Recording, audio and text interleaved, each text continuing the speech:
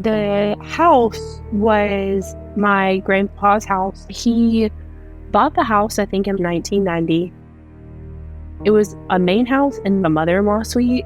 In the main house, we had 4 bedrooms, a master bedroom, and 3 other rooms. They were all connected by this really long hallway. Our house, it was really long. Every room was just a straightaway. The kitchen, the dining room, and then you keep walking, there's the living room, and there's a super long hallway.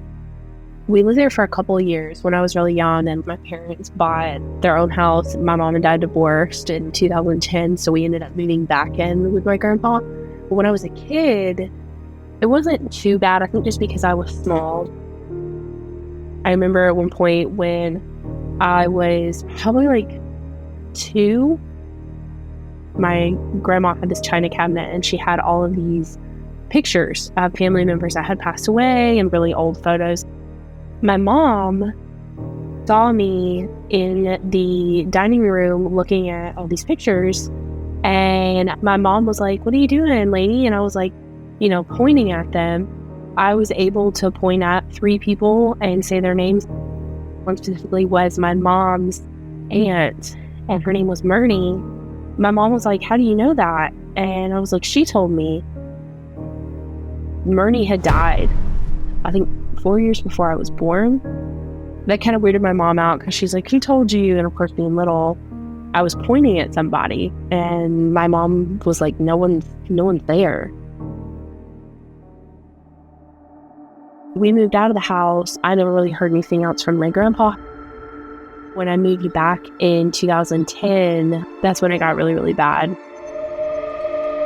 My room and my brother's room were across the hall from each other, and then my mom's bedroom was at the very end of the hall. Her door faced all the other rooms.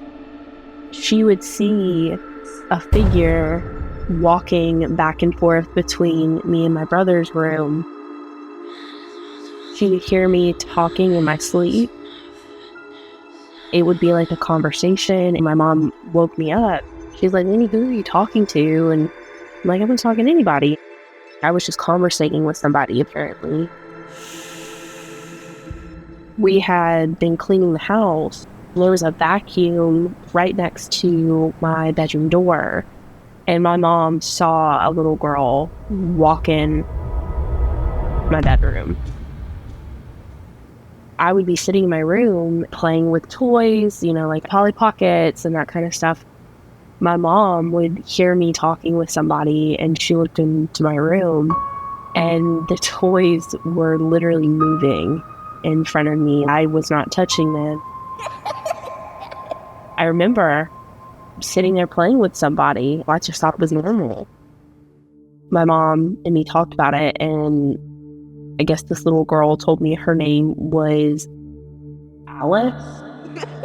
She became a pretty common thing in the house. She would play with toys with me in my room. My mom would see her up and down the halls. Things started getting really creepy. There would be nights that I would be laying in my bed. I remember one night in particular, I was laying in my bed and I had this Hello Kitty nightlight. It was always on. It was plugged into the wall. It never burned out. It never needed the batteries changed, anything like that. And it cut off. At the same time that it turned off, I could hear what sounded like a scratching sound on my wall. I went and I got my mom. My light's not working. Of course, being a little kid, I'm crying. Hear something. My mom was like, "It's probably just the wind. Don't worry about it." My mom was like, "Just go back to bed." I went back to my room. The light turned back on. It was super weird. That thing never turned off, especially at night. An hour passed and it started again. I just started feeling this really bad burning sensation on my back. I went into my mom's room and I was crying, and being a parent, my mom was like, "You know what, just sleep in bed with me tonight." The next morning, from where I was sleeping, I was facing the window.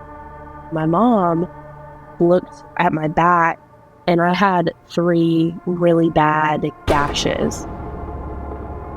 We didn't have cat. We didn't have a pet that could have done that. That really scared my mom, and she was like, Lani, did you fall on something? Did you fall out of bed? She just didn't really want to accept the fact that there might be something there. A couple weeks later, there was an incident where the lights, all of the lights in the house would just shut off. It would be out of nowhere.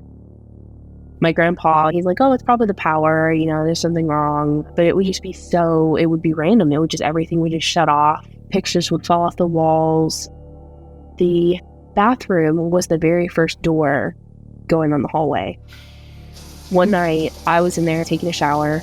I heard this really, really strong growl on the opposite side of the shower curtain. It scared me so badly. I screamed for my mom. I was like, something's in here. I don't know what's going on. I could not bring myself to look on the other side of that shower curtain. The light in the bathroom just went off. It was completely black in there. I couldn't see anything. I could hear my mom trying to get into the bathroom. She couldn't get in. Something was either holding the door closed. I don't know what was going on. She couldn't get into that room. It felt like I was just in there for hours, and my mom finally got the door open, and she was like, what's wrong, And I was like, I couldn't get out. And I told her about the growling. She was like, okay, well, we're going to look into it and, see what's going on.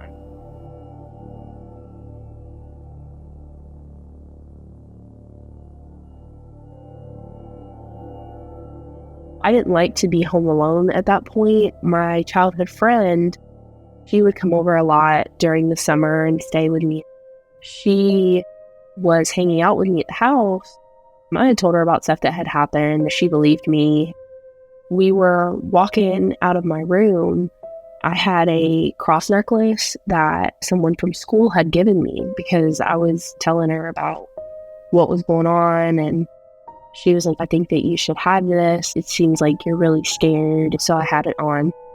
I was walking behind my friend. I remember feeling my necklace lift off of my neck. Before I knew it, something had grabbed my hair and started pulling me down that hallway. I started screaming. My friend was grabbing my leg and was trying to pull me because I was on my back. That's how strong whatever had pulled me was pulling me down the hallway. My friend was screaming. I was screaming. At some point, either my hair had physically ripped out of my head or it had given up. I don't know what happened, but I got loose because I was past my bedroom. There was the bathroom, the laundry room, and then mine and my brother's. It had pulled me from the beginning of the hallway that enters into the living room all the way back to almost my bedroom door. Me and my friend ran out of the house.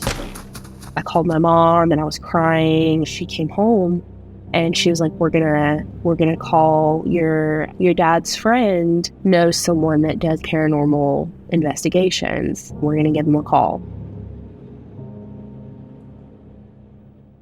He came out, brought his 2 guys that worked with him, and then they brought all their equipment and stuff out.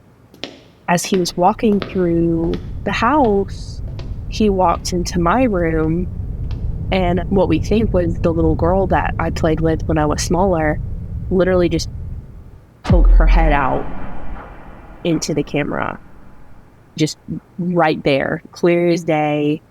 They were like, Lani, are you seeing this? Are you seeing this? I looked and I was like, that's gotta be Alice.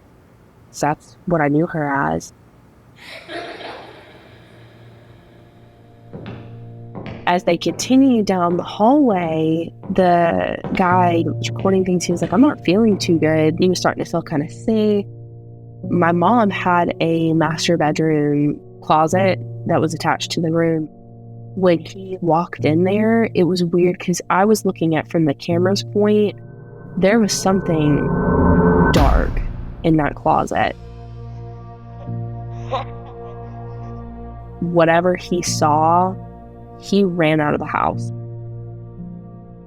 He was terrified. He was like, y'all need to call somebody else. I'm sorry. That moment they left, like they were like, we wish we could do more help. They were terrified. what could have been going on. We didn't know what to do. 3 days after that had happened, we all went out to dinner for, I think it was my brother's birthday. We had a really long driveway. There was the driveway, and then there was the house, and then there was woods behind it. On the way back home, we had left the lights on in the house because we knew we were going to be coming home to a dark house. As we're coming down on this driveway, every single light shuts off. Every single one. And the whole property was pitch black. You couldn't see anything. Maybe a minute later, they flipped back on, and my bedroom was facing the street, so you could see it in my window. There was a black figure in my window. It was probably over 6 feet tall. My mom was like, we're done. Like, this cannot keep on. We stayed in a hotel that night. We were that terrified to go home. After that, my mom actually met someone, and I ended up getting remarried. We moved out of the house, and I never really stopped thinking about the house. And I was talking to my mom, and I was like, I wonder what that could have been, because it got foreclosed. So I'm like, I wonder what if something happened where no one else wanted to live there. I started looking into the house. That property was a plantation, and the property owner was apparently not a very nice guy, but he had a daughter that had died really young at 8 years old, and her name was Alice. The more creepier part about all of it, apparently they're all buried on the property. Their personal family cemetery in the woods behind the house that I didn't even know about. So we don't know if that was him or if it was somebody else. But from what I know of to this day, they're still buried back there. That still really creeps me out to know there were just dead bodies in our backyard. We had no idea.